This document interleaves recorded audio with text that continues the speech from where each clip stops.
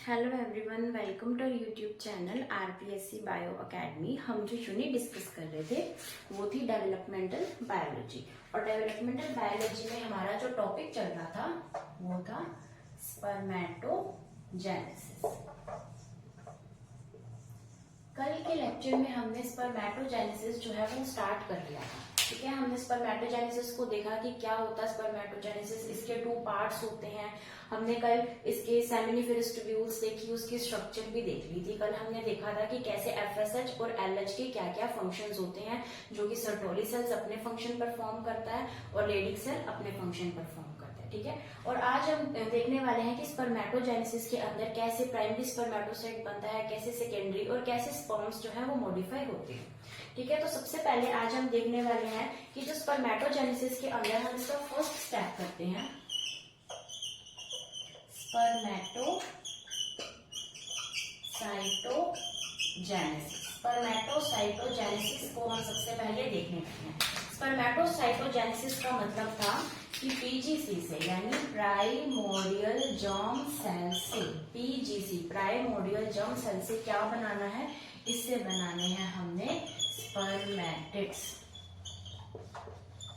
Spermatids की formation करनी है कहां से, प्राइमोर्डियल जर्म सेल से, और इस प्रोसेस को हमने स्पर्मेटोसाइटोजेनेसिस कहा था।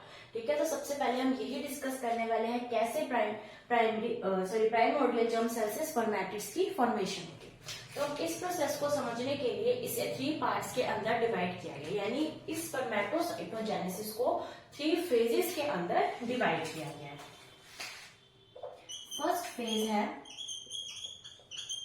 मल्टीप्लिकेशन। फर्स्ट फेज है मल्टीप्लिकेशन, सेकेंड फेज है ग्रोथ और थर्ड फेज है मैच्योरेशन। ठीक है, तो हमने क्या किया, हमने स्पर्मेटोसाइटोजेनेसिस को 3 फेजेस के अंदर डिवाइड कर लिया, मल्टीप्लिकेशन फेज, ग्रोथ फेज और मैच्योरेशन फेज। इन तीनों फेजेस से गुजरते हुए एक पीजीसी सेल स्पर्मेटिड बन जाएगा। ठीक है, अभी हम देखते हैं कैसे बनता है।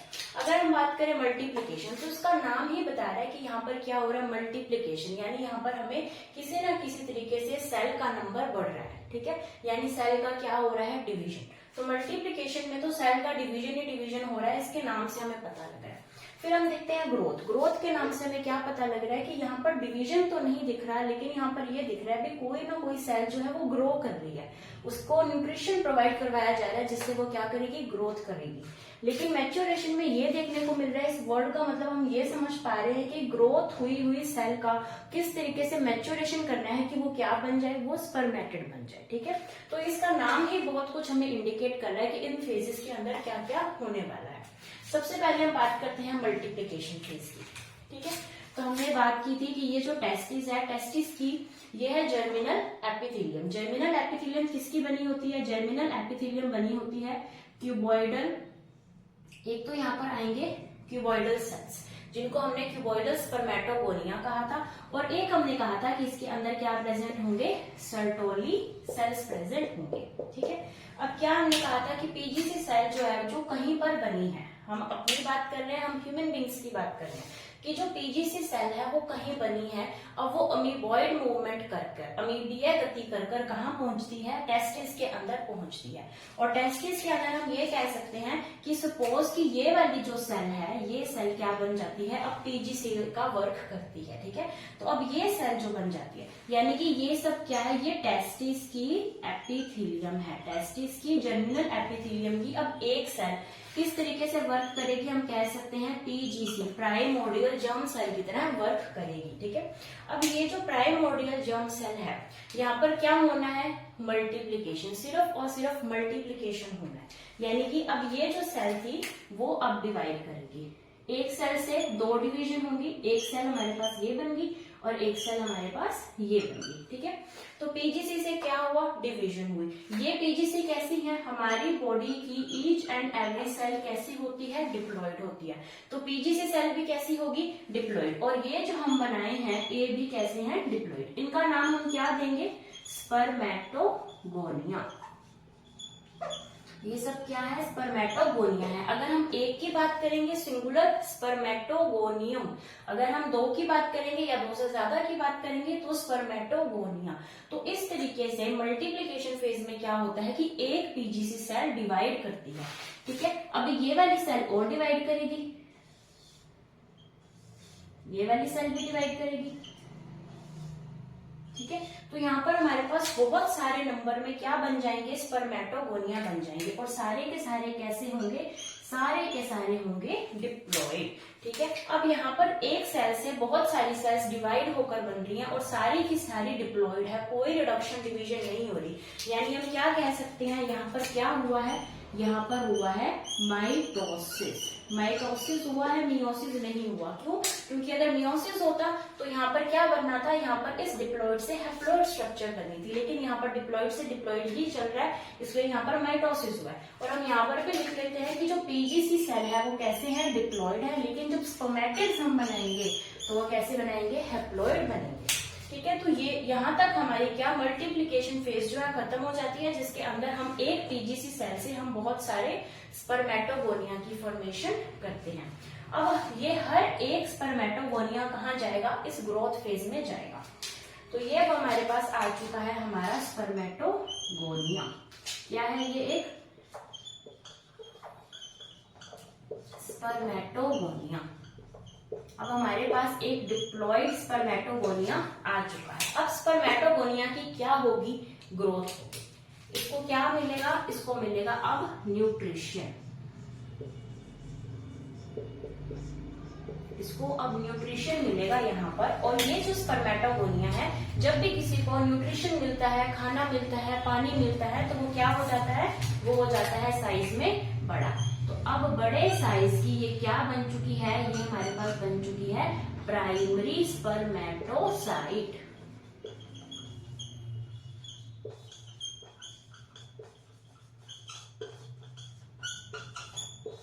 अब हमारे पास क्या आ चुकी है, अब हमारे पास आ चुकी है प्राइमरी स्पर्मेटोसाइट। इसे इस तरीके से भी लिखा जा सकता है, एक डिग्री स्पर्मेटोसाइट या फिर प्राइमरी स्पर्मेटोसाइट। कैसे बनी, जब स्पर्मेटोगोनिया को न्यूट्रिशन दिया गया। हर एक स्पर्मेटोगोनिया को न्यूट्रिशन दिया जाएगा और हमारे पास बहुत सारी प्राइमरी स्पर्मेटोसाइट्स बन जाएंगी, ठीक है। तो ग्रोथ फेज में क्या हुआ, ग्रोथ फेज में सिर्फ न्यूट्रिशन मिला है। ग्रोथ फेज में किसी भी तरीके की सेल डिवीजन हमें देखने को नहीं मिली है। एक थी, एक से कितनी बनी, एक ही बनी। और कैसे बनी, ये भी कैसे बनी, डिप्लॉइड ही बनी है, क्योंकि यहाँ पर कोई मियोसिस नहीं हुआ, मियोसिस छोड़ो, सेल डिवीजन ही नहीं हुआ। तो प्राइमरी स्पर्मेटोसाइट कैसी है, डिप्लॉइड। अब ये जो प्राइमरी स्पर्मेटोसाइट है, अब ये मैच्योर होगी, ठीक है। अभी हम बनाते हैं प्राइमरी स्पर्मेटोसाइट। ये आ गई प्राइमरी स्पर्मेटोसाइट, ठीक है। यहाँ पर थोड़ी स्पेस कम है, मैं चाहती हूँ कि पूरा एक ही बोर्ड में कवर हो जाए, इसलिए हम इसको प्राइमरी स्पर्मेटोसाइट मानेंगे। तो प्राइमरी स्पर्मेटोसाइट जो है वो हमारे पास अब मैच्योरेशन फेज के अंदर चली गई। अब प्राइमरी स्पर्मेटोसाइट के अंदर होगा डिवीजन। इस डिवीजन से बनेंगे हमारे पास सेकेंडरी स्पर्मेटोसाइट। ये क्या बने, secondary spermatocyte. Secondary spermatocyte 2 degree spermatocyte या फिर सेकेंडरी स्पर्मेटोसाइट हमारे पास यहाँ पर बने हैं। ये कैसी थी, ये थी डिप्लॉइड। हमने यहाँ पर देखा था कैसी थी, डिप्लॉइड। तो यहाँ पर भी कैसी होगी, डिप्लॉइड। लेकिन ये कैसी बनेंगी, हैप्लॉइड।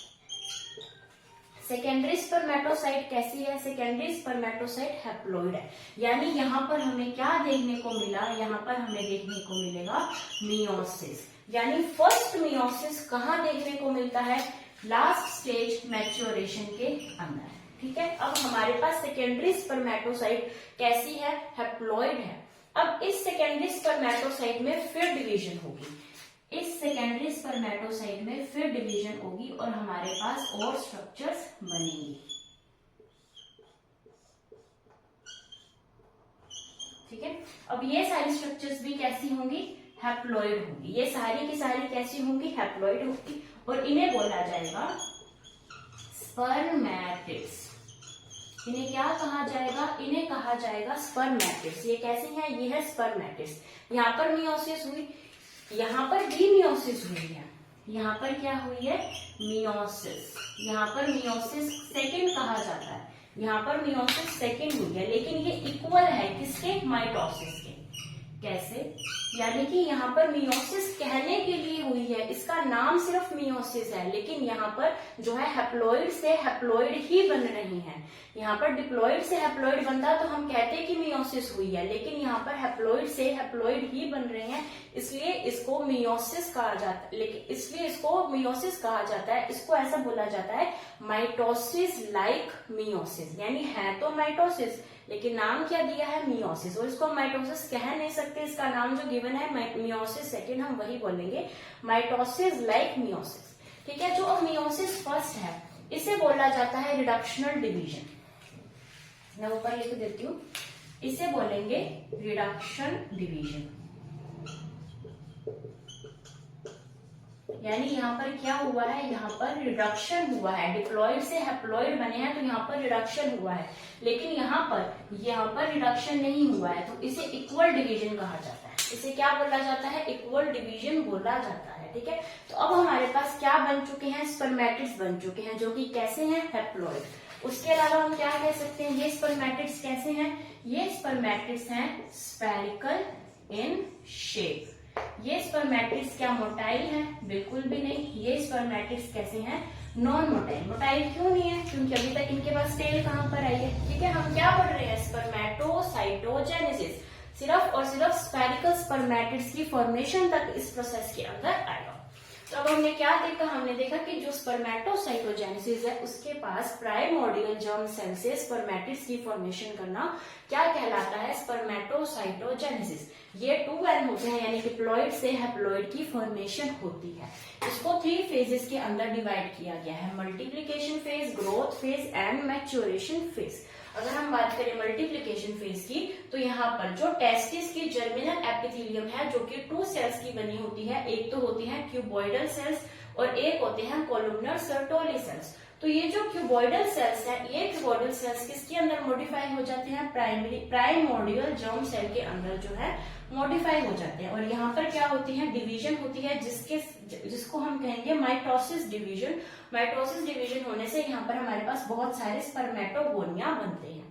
अब ये स्पर्मेटोगोनिया सारे के सारे कहाँ जाएंगे, ग्रोथ फेज के अंदर। इस ग्रोथ फेज के अंदर इन स्पर्मेटोगोनिया को क्या मिलेगा, न्यूट्रिशन मिलेगा, और न्यूट्रिशन मिलने से ये कैसे हो जाएंगे, साइज में बड़े, और इसे बोला जाता है प्राइमरी स्पर्मेटोसाइट। और ये अभी तक कैसे हैं, डिप्लॉइड, यानी रिडक्शन डिवीजन नहीं हुई है। रिडक्शन डिवीजन कहाँ होगी, 3rd फेज के अंदर होगी।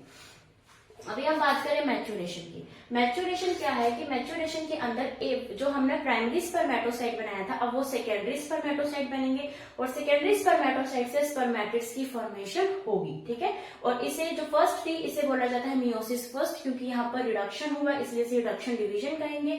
और यहाँ पर जो है इक्वल डिवीजन हुई है, लेकिन नाम इसका मियोसिस सेकेंड ही दिया गया है, तो हम भी इसको मियोसिस सेकेंड ही कहेंगे। तो ये हमने देखा स्पर्मेटोसाइटोजेनेसिस। अब इससे क्वेश्चन किस तरीके के बनते हैं, हम उस पे डिस्कशन करते हैं।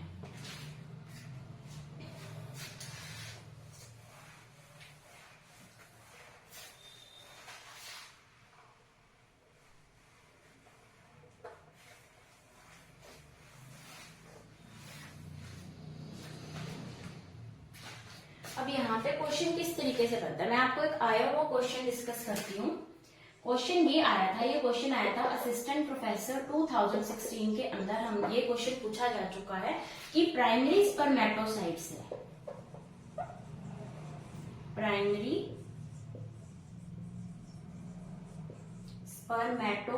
से स्पर्म्स का नंबर कितना बनता है, स्पर्म्स कितने बनते हैं, एक प्राइमरी स्पर्मेटोसाइट से स्पर्म्स कितने बनते हैं। तो प्राइमरी स्पर्मेटोसाइट ये रहा, हमारे पास एक ही प्राइमरी स्पर्मेटोसाइट है, और यहाँ पर पूछोगे क्या था, एक ही प्राइमरी स्पर्मेटोसाइट का।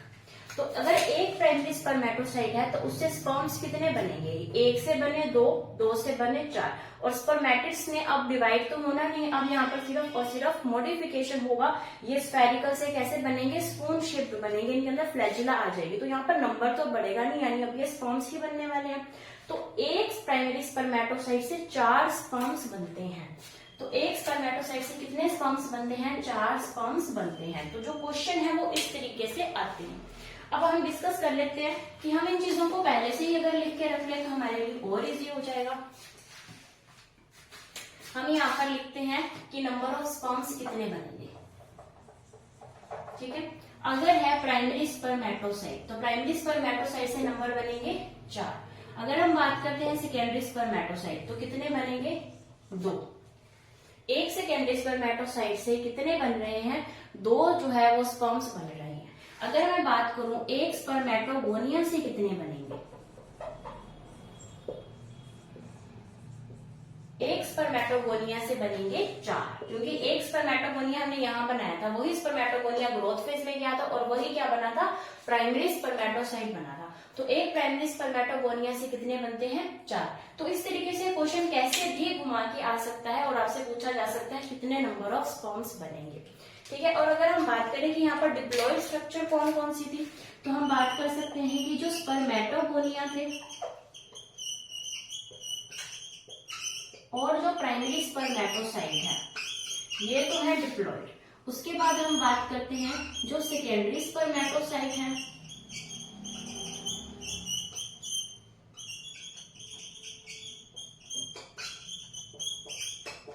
जो स्पर्मेटिड्स हैं वो कैसे हैं, वो है हैप्लॉइड। ठीक है, तो क्वेश्चन ये भी आ सकता है कि इनमें से ऐसी कौन सी स्ट्रक्चर है जो हैप्लॉइड है, कौन सी स्ट्रक्चर है जो डिप्लॉइड है। तो हमने देखा कि स्पर्मेटोगोनिया और 1 डिग्री स्पर्मेटोसाइट है ये तो हैप्लॉइड थे, लेकिन 1 डिग्री के बाद ही जैसे ही सेकेंडरी बनता है यानी सेकेंडरी स्पर्मेटोसाइट और उससे बनने वाले जो स्पर्मेटिड्स है ये कैसे होंगे, ये होंगे हैप्लॉइड। ठीक है, तो अभी हमने देखा स्पर्मेटोसाइटोजेनेसिस को, हमने देखा इसके अंदर क्वेश्चंस किस तरीके के आते हैं। अभी हम इससे आगे चलते हैं।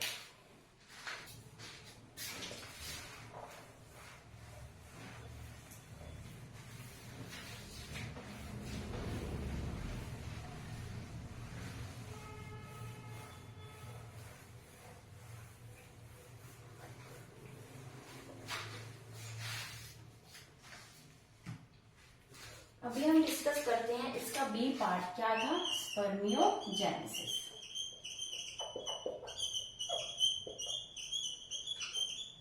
हमने स्पर्मेटोजेनेसिस के 2 पार्ट्स किए थे, स्पर्मेटोसाइटोजेनेसिस एंड स्पर्मियोजेनेसिस। तो अभी हम सेकंड पार्ट पढ़ रहे हैं स्पर्मियोजेनेसिस। स्पर्मियोजेनेसिस के अंदर क्या होता है, इसके अंदर जो स्पर्मेटिड है ये स्पर्मेटिड जो है ये मॉडिफाई हो जाता है स्पर्म के अंदर, यानी स्पर्मेटिड का स्पर्म के अंदर फॉर्मेशन क्या कहलाता है, स्पर्मियोजेनेसिस कहलाता है। स्पर्मेटिड कैसा होता है, स्पर्मेटिड होता है स्फेरिकल। स्पर्मेटिड होता है स्फेरिकल, स्पर्मेटिड होता है नॉन मोटाइल और ये फर्टिलाइजेशन भी नहीं कर सकता, फर्टिलाइजेशन ये नहीं कर सकता। उसी तरीके से जो स्पर्म्स है अब वो स्फेरिकल से कैसा हो जाएगा, स्पून शेप।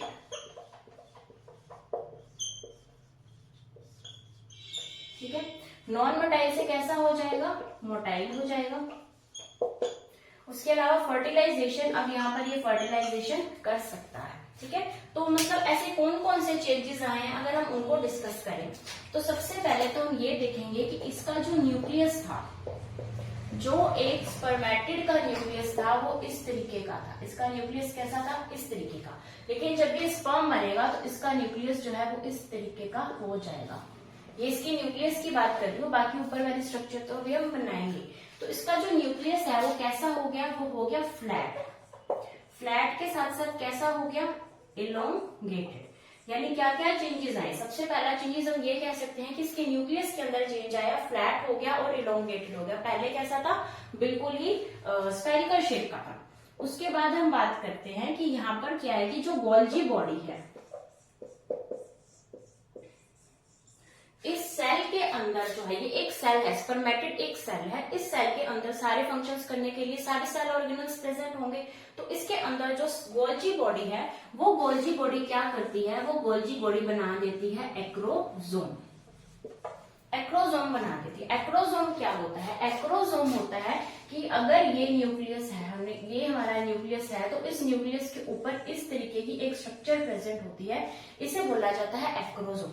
तो ये गोल्जी बॉडी एक्रोसोम बना देती है, जो कि किस तरीके से वर्क करती है? ये वर्क करती है लाइसोसोम की तरह। लाइसोसोम के अंदर क्या होते हैं? जिस तरीके से हाइड्रोलिटिक एंजाइम्स इसके अंदर प्रेजेंट होते हैं, हाइड्रोलाइटिक एंजाइम्स की प्रेजेंस की वजह से हम कह सकते हैं कि ये लाइसोसोम की तरह वर्क करता है। कौन? एक्रोसोम। और एक्रोसोम बना कौन रहा है? Golgi body. इस सेल की गोल्जी बॉडी क्या बना रही है? एक्रोसोम बना रही है। ठीक है। अब इसके न्यूक्लियस के अंदर हम कह सकते हैं न्यूक्लियोलस, और जो आरएनए है और जो भी वाटर है एक्सेस के अंदर है, वो सब कुछ कैसा हो जाएगा? रिमूव हो जाएगा, यानी वो सब कुछ इसके अंदर से निकाल दिया जाएगा। जो भी एक्सेस वाटर है, जो भी आरएनए है, न्यूक्लियस है, ये सब कैसे हो जाएंगे? रिमूव हो जाएंगे इसके अंदर। ठीक है। उसके अलावा यहाँ पर क्या होगा कि जो क्रोमैटिन मटेरियल है, क्रोमैटिन मटेरियल क्या होता है? जो भी इसके अंदर डीएनए प्रेजेंट है, वो जो डीएनए है, जो क्रोमैटिन फाइबर्स हैं, जो भी क्रोमैटिन मटेरियल है, वो बिल्कुल ही कंडेंस्ड हो जाएगा। क्या हो जाएगा? कंडेंस्ड, यानी बिल्कुल ही इस तरीके से कंडेंस्ड हो जाएगा। और वो जो कंडेंस्ड फॉर्म है उसको बोला जाता है प्रोटामीन्स। क्या बोला जाता है? उसे प्रोटामीन्स कहा जाता है। ठीक है। तो यहाँ पर जो क्रोमैटिन फाइबर्स हैं वो कैसे हो जाएंगे? बिल्कुल कंडेंस्ड फॉर्म के अंदर चले जाएंगे, और उसे बोला जाता है यहाँ पर प्रोटामीन्स प्रेजेंट होते हैं। किसके साथ प्रेजेंट होते हैं? डीएनए के साथ प्रेजेंट होते हैं। प्रोटामीन्स एक प्रोटीन है। प्रोटामीन्स क्या है? प्रोटामीन्स एक प्रोटीन है जो कि डीएनए के साथ यहाँ पर हमें देखने को मिलेंगे। और जो क्रोमैटिन फाइबर्स है वो कंडेंस्ड हो जाते हैं, बिल्कुल ही छोटा सा पार्ट बना देते हैं। इसे बोला जाता है कंडेंस्ड क्रोमैटिन मटेरियल। और यहाँ पर डीएनए के साथ प्रोटामीन्स भी प्रेजेंट होते हैं। प्रोटामीन्स एक तरीके के हमारे सामने प्रोटीन्स की ही स्ट्रक्चर है। ठीक है। तो ये हमने देखा स्पर्मियोजेनेसिस। स्पर्मियोजेनेसिस के अंदर क्या होता है? एक स्पर्मेटिड एक स्पर्म के अंदर जो है वो चेंज होता है। जो स्पर्मेटिड स्पेरिकल था अब वो स्पोन शेप का हो जाएगा। जो स्पर्मेटिड नॉन मोटाइल था अब वो मोटाइल हो जाएगा। जो स्पर्मेटिड फर्टिलाइजेशन नहीं कर सकता था अब वो फर्टिलाइजेशन कर सकता है।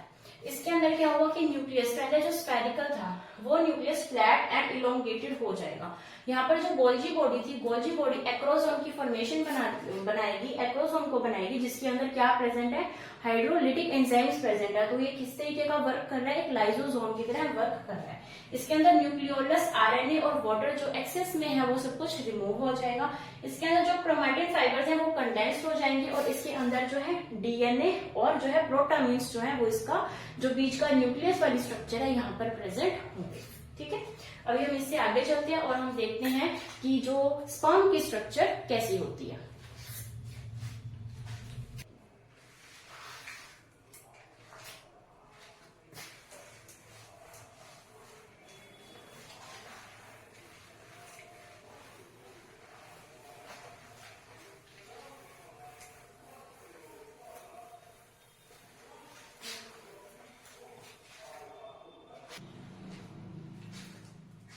अभी हम देखते हैं स्ट्रक्चर ऑफ स्पर्म।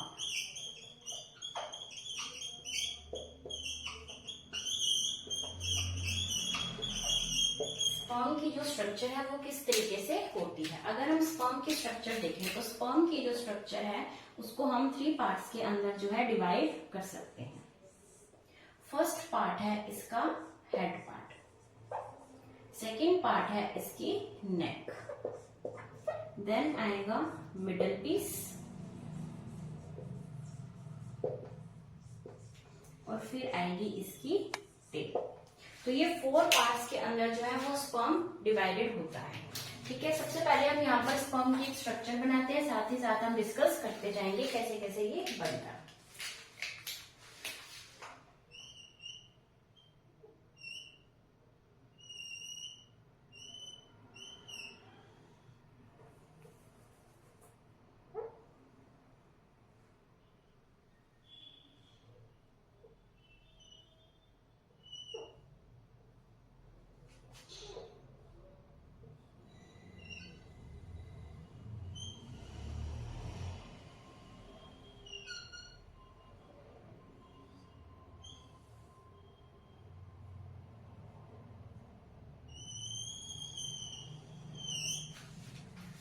ये हम एक आउटलाइन बना सकते हैं स्पर्म की इस तरीके से, ठीक है। तो ये जो पार्ट है इसका, ये बनाएगा हेड, ये है इसका नेक, ये है इसका मिडल पीस, और ये लास्ट में बन जाएगी इसकी टेल। तो हमने इस तरीके से इसको 4 पार्ट्स के अंदर डिवाइड कर दिया, ठीक है। अब जो हेड पार्ट है, हेड पार्ट के अंदर प्रेजेंट होता है एक्रोसोम प्लस हम कह सकते हैं इसका न्यूक्लियस। और न्यूक्लियस जो है यहाँ पर बिल्कुल डिमिनिश सा हो जाता है और यहाँ पर हमें सिर्फ क्रोमैटिन फाइबर्स या क्रोमैटिन पार्टिकल्स ही दिखते हैं। तो अब हम उसको देखते हैं वहां पर, ठीक है। तो सबसे पहले हम यहाँ पे कह सकते हैं कि कुछ इस तरीके से हमें इसका, हम अगर इसको थोड़ी सी आउटलाइन दें तो ये हम इसका न्यूक्लियस के अंदर क्या दिख रहा है हम वो देखते हैं। इसके न्यूक्लियस के अंदर कुछ इस तरीके से हमें देखने को मिलेंगे क्रोमैटिन फाइबर्स। ये क्या है इसके क्रोमैटिन फाइबर्स, और इस क्रोमैटिन फाइबर्स के अंदर हमें यहाँ पर देखने को मिलेंगे प्रोटामीन्स, ठीक है। हमने यहाँ पर इसका न्यूक्लियस देखा, न्यूक्लियस के साथ साथ यहाँ पर क्या प्रेजेंट है, एक्रोसोम प्रेजेंट है।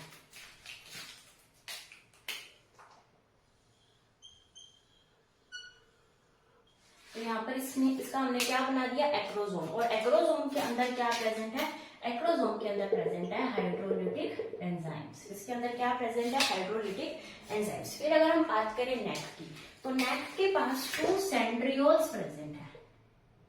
कितने सेंट्रियोल्स प्रेजेंट है, 2 सेंट्रियोल्स यहाँ पर प्रेजेंट है। एक का नाम होता है प्रॉक्सिमल और एक का नाम होता है distal. Proximal and distal 2 centrioles यहाँ पर हमें देखने को मिलते हैं। उसके बाद हम बात करते हैं मिडल पीस। मिडल पीस में हमें क्या देखने को मिलता है,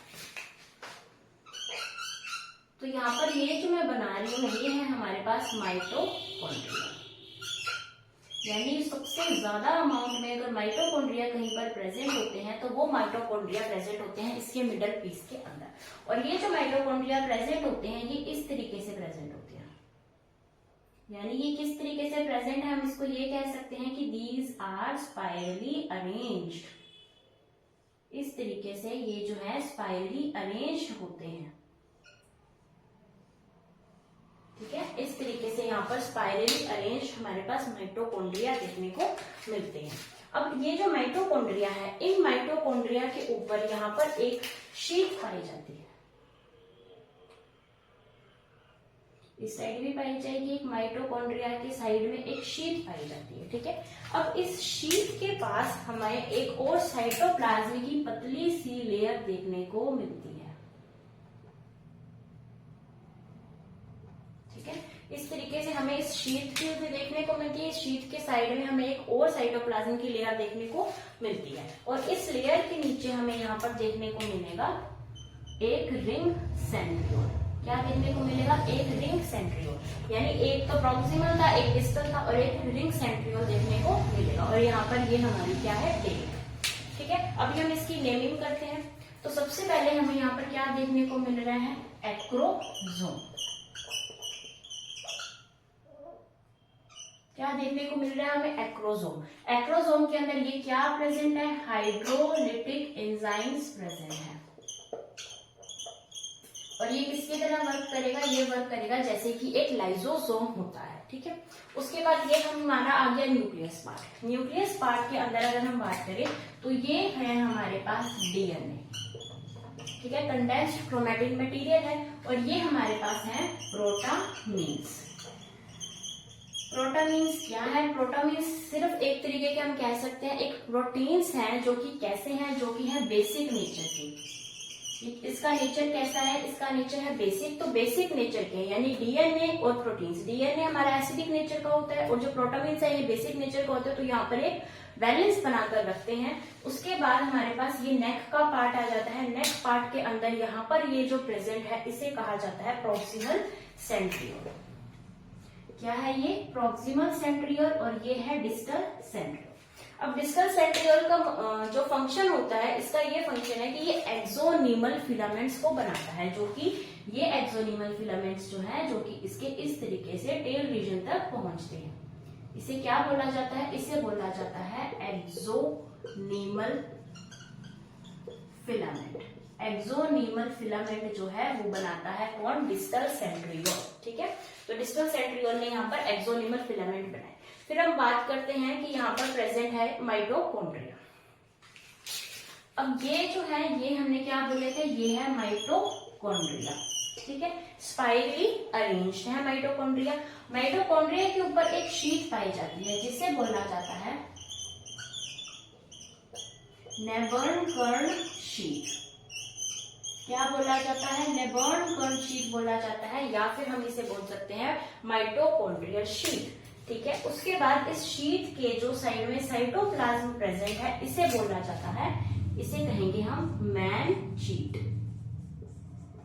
इसे क्या नेम दिया जाता है? Man sheet. उसके बाद यहाँ पर क्या प्रेजेंट है? टेल प्रेजेंट है। ठीक है, तो ये हमने इसकी स्ट्रक्चर को देखा। अब सबसे पहले हम बात करते हैं एक्रोसोम। एक्रोसोम में क्या प्रेजेंट है? हाइड्रोलिटिक एंजाइम्स प्रेजेंट है। हाइड्रोलिटिक एंजाइम्स का क्या काम है? ये जब भी एग के पास जाएगा तो एग की जो एनवेलप्स हैं, एग की जो मेम्ब्रेन्स हैं, क्योंकि एक जो एग है वो इस तरीके से मेम्ब्रेन्स के अंदर डिवाइड होता है, तो जब यहाँ पर ये स्पर्म आएगा तो ये स्पर्म को इन जो मेम्ब्रेन्स है इन्हें भेदना पड़ेगा। तो इनको भेदने के लिए इसको जो एंजाइम्स चाहिए वो कौन से हैं? हाइड्रोलिटिक एंजाइम्स है। और वो कहाँ प्रेजेंट है? इसके बिल्कुल हेड पार्ट के ऊपर एक्रोसोम के अंदर प्रेजेंट है। उसके बाद हमने न्यूक्लियस में देखा डीएनए और प्रोटीन्स जो है ये प्रेजेंट होते हैं, ये बेसिक नेचर के होते हैं।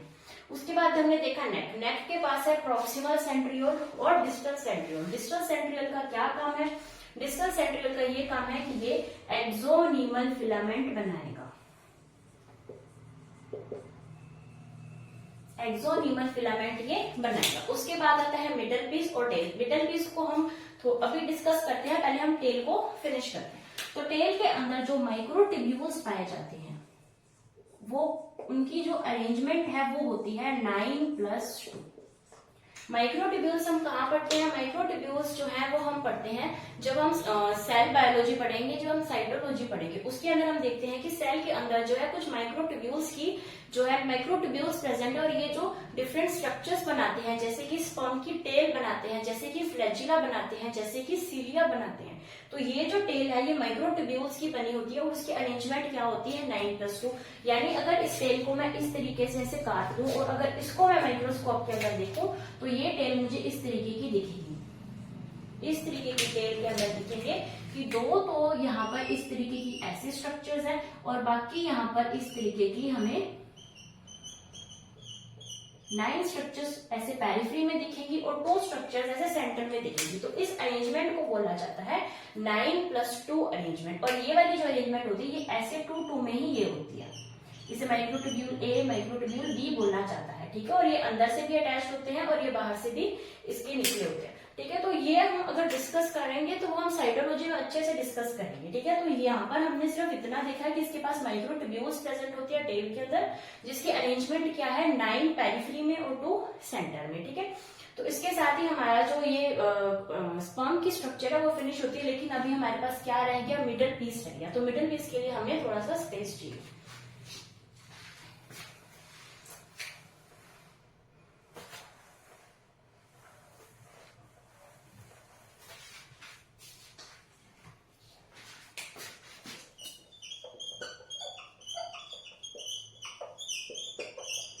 अभी हम देखते हैं इसका मिडल पीस। तो मिडल पीस में हमें क्या देखने को मिल रहा है? मिडल पीस के अंदर हमें देखने को मिल रहे हैं स्पाइरली।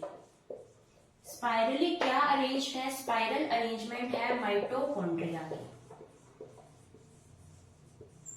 माइटोकॉन्ड्रिया की कैसी जो है स्पाइरली अरेंज हमारे पास माइटोकॉन्ड्रिया प्रेजेंट है।